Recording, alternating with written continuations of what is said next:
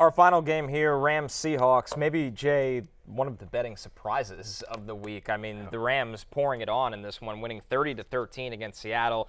The Seahawks offense in the second half literally non-existent. No Cooper Kupp, no problem for the Rams because Puka Nacua and Tutu Atwell combined for 238 yards. Yeah, and even more than the receivers. To me, the biggest takeaway is that Matthew Stafford looked fantastic physically. He just looked like Matthew Stafford again, the guy who literally won the Super Bowl 18 months ago, which seems weird because they're in such a strange place now. But, I mean, Connor, did you see this coming from Puka Nacua? Not this. No, not this. Never underestimate what Sean McVay. You can find that one? Yeah. No, hang on. You saw the 15 targets coming? I did not see 10 for 119. I did not. Right. But you guys like I was there. I have brought it up. I brought it up like, hey, this is somebody grab stash on your bench. Yeah. Like I'm not sitting here claiming that I told you to start him because I didn't. But I did say and we talked about him. And I was like, what do the Rams have in Puka Nacua? When we knew that Cooper Kupp was going on the injury report for week 1.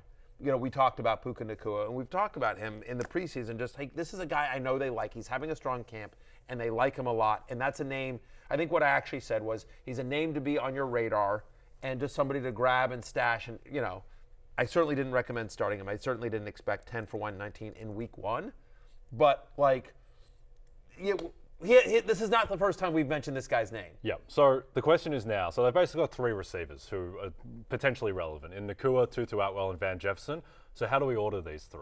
So I think Nacua kind of has to be number 1 now after the 15 targets. I think maybe Atwell has to be above Jefferson, and then Jefferson's 3. That is the correct order. Probably would have had it flipped going into yesterday, but I think after yesterday, that has to be the order. Because we had seen it the other way. We hadn't seen Puka play in the NFL. Tutu Atwell has really done nothing since he was drafted in the second round by the Rams a couple of years ago.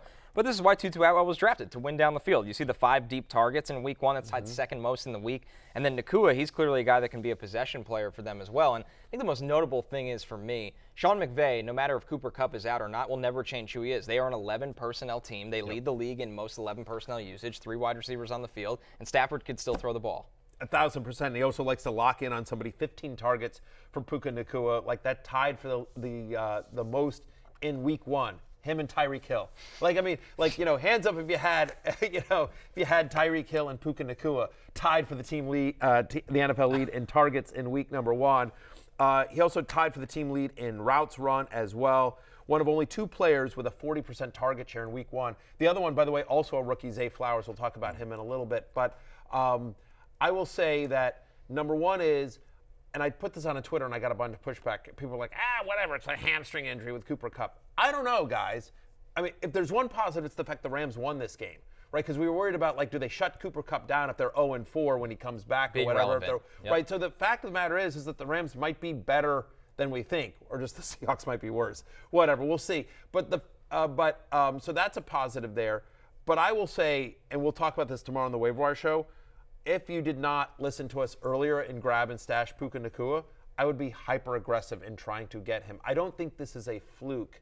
I'm just telling you, I know he's had a very strong camp. I know they really like him, and I am nervous about the long-term health of Cooper Kupp. Yeah, I think Cooper Kupp will probably play this year, but if you told me that he doesn't play a game this season, I would not be shocked by that, given what's swirling around there. It's just weird, right? With a nerve damage, and he's seeing if it's a typical hamstring injury, Connor, he's not just it's a hammy, right? He lives in L.A., where some of the best doctors and specialists in the world live. And so you're not flying all over the country going trying to find specialists if it's just a hamstring injury. I know I have no inside information on this. I'm just trying to read the tea leaves of what has been said publicly here, which is, again, and Sean McVay said, maybe there's some nerve damage. They don't know. It's recurring. It's weird. That's the point.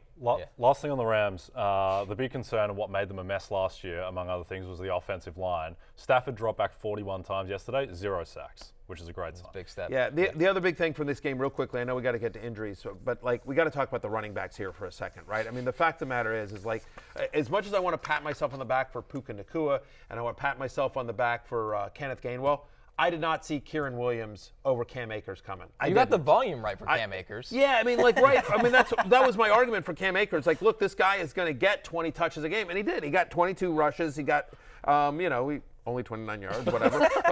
But he got the volumes.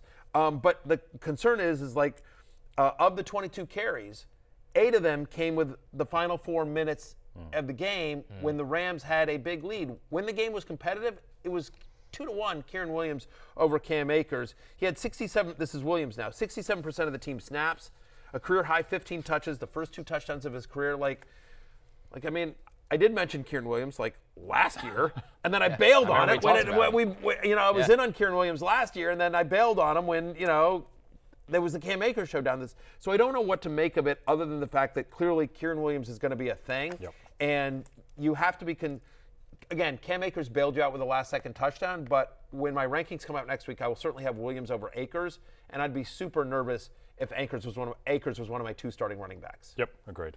Hey, it's Matthew Berry from NBC Sports and RotoWorld.com.